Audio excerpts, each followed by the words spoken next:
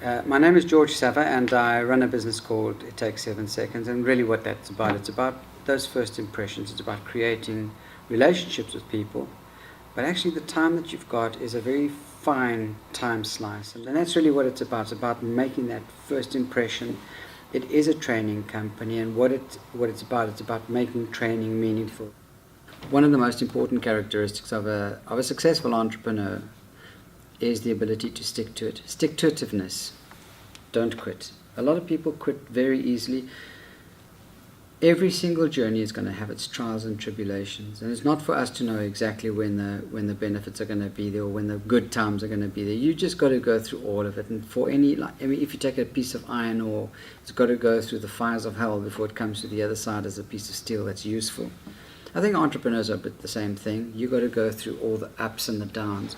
So I think the most important characteristic is to stick to it. The second thing is, don't make enemies. It's easy to be nice to people. You don't need to make enemies. You need friends out there. There's more than enough crap going on to slow you down. So try and make friends rather than enemies.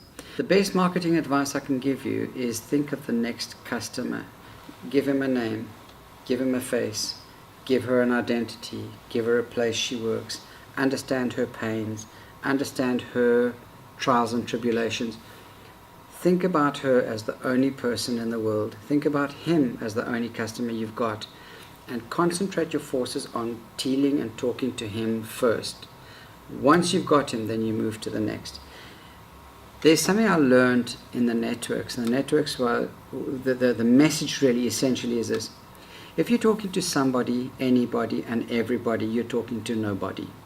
My most important marketing message is absolutely do your homework. Know who your customers are and speak to them alone.